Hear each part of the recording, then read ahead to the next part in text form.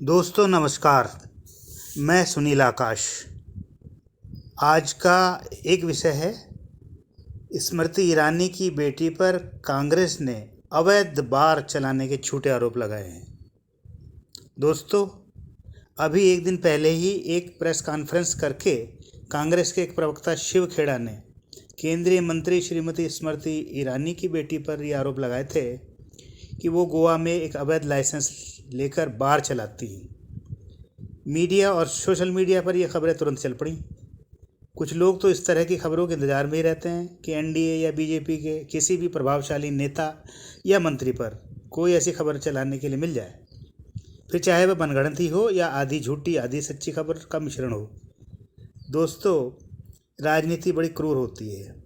कांग्रेसी लोग भाजपा नेताओं पर ही ऐसे आरोप लगाते हैं, भाजपा नहीं लगाती हो ऐसा भी नहीं कहा जा सकता। भाजपा भी अपने किसी प्रतिद्वंदी दल के नेता पर तुरंत कोई आरोप लगाने में देर नहीं लगाती। राजनीति में कोई किसी को नहीं बख्शता है और एक दूसरे के खिलाफ ऐसे मौक़ों की तलाश में हर कोई रहता है। किंतु जिस तरह स्मृति ईरानी ने कांग्रेस प्रवक्ता शिव खेड़ा का नाम लेकर कांग्रेस के लगाए आरोपों को झूठा ठहराया है, वह उनकी हिम्मत दर्शाता है। इस हिम्मत की दाद देनी पड़ेगी कि उन्होंने तुरंत यह स्पष्ट किया कि उनकी बेटी 18 वर्ष की एक छात्रा है जो अभी बीए प्रथम वर्ष में पढ़ रही है। वह कोई बार नहीं चलाती। किसी आरटीआई में कैसे उसका नाम हो सकता है जिसका दावा शिव खेड़ा ने किया है। श्रीमती ईरानी ने कहा कि यदि ऐसा है तो वे कागजात तुरंत पेश किए जाने चाहिए थे। सिर्फ प्रेस कॉन्फ्रेंस में दूर से कागज दिखाकर और उन्हें लहराकर ही क्यों इन झूठे आरोपों से भ्रम फैलाया गया।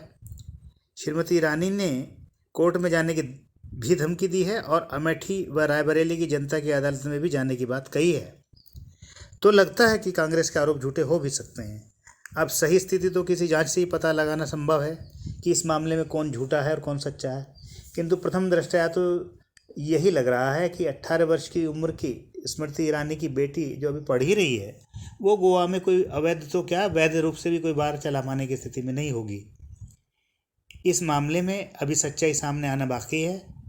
हम सब सच सामने आने की प्रतीक्षा करेंगे। दोस्तों, दूसरा विषय है अखिलेश का चाचा शिवपाल और ओम प्रकाश राजभर के बारे में।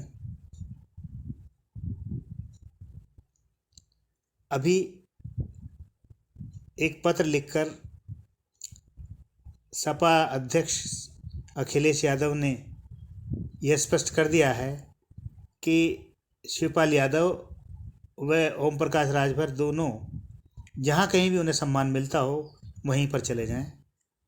इसमें वह अखिलेश जी की तरफ से पूर्ण तरह स्वतंत्र हैं। उनके इस कथन को ओम प्रकाश राजभर ने तलाक देना कहा है। इस तलाक की अभी 2-3 दिन पहले ही बात की थी राजभर जी ने कि अखिलेश हमें अपनी तरफ से तलाक दे दें तो हम फिर कहीं भी चले जाएंगे। तो अखिलेश ने राजभर का मांगा हुआ तलाक भी उन्हें दे दिया है। दोस्तों, अब उन्होंने ये जवाब पत्र लिख कर दिया है, अतः अब अटकलों की कहीं कोई गुंजाइश ही नहीं रही।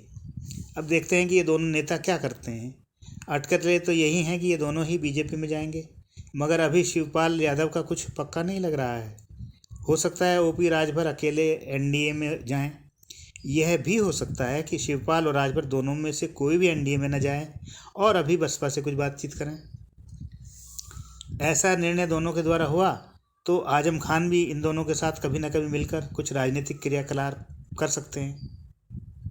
मगर अभी आने वाले कुछ दिनों में इन दोनों नेताओं के निर्णय का पता लगेगा, तभी स्थिति स्पष्ट होगी। वैसे अभी लोकसभा चुनाव 2024 में हैं और 2024 अभी दूर है। दोनों नेता अभी इंतज़ार कर सकते हैं। बीजेपी को भी अभी कोई जल्दी नहीं दिखती है। अब तीसरी खबर के बारे में बात करते हैं। ममता बनर्जी के बेहद ख़ास मंत्री पार्थ चटर्जी की करीबी अर्पिता मुखर्जी के घर से करोड़ों के नोट पकड़े गए हैं।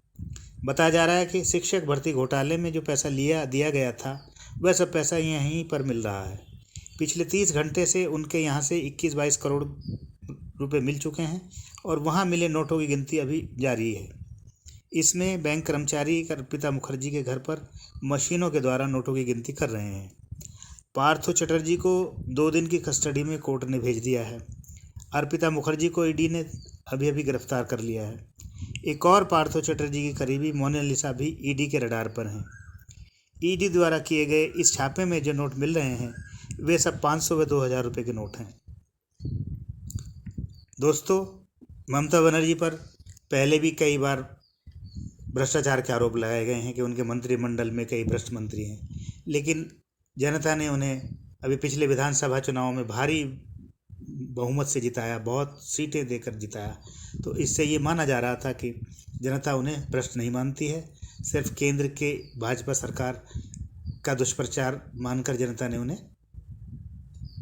फिर से मुख्यमंत्री बना दिया है। मगर अब ये जो आरोप आए हैं और ये इस तरह से नोटों की गिनती साफ तौर पर सामने आ रही है, तो क्या ये उन आरोपों को सत्य सिद्ध नहीं करता जो हमेशा ममता बनर्जी के बारे में लगाए गए हैं? आखिर उन्हीं के संरक्षण में तो उनके मंत्रियों ने ये सब किया होगा, और ममता बनर्जी ने उनकी कभी भी ढंग से जांच ना कराकर उन्हें अपनी तरफ से ही सर्टिफिकेट दे देती रही हुई। लेकिन ये ईडी की छापों में पोल खुल गई है जो सारा देश देख रहा है। तो मित्रों, आज के लिए इतना ही। कल फिर करेंगे किसी अन्य मुद्दे पर बात। तब तक के लिए विदा, नमस्कार। मेरा आपसे निवेदन है कि अगर ये वीडियो आपको पसंद आई हो तो लाइक करें, शेयर करें, सब्सक्राइब करें व बेल आइकन भी दबा लें। धन्यवाद।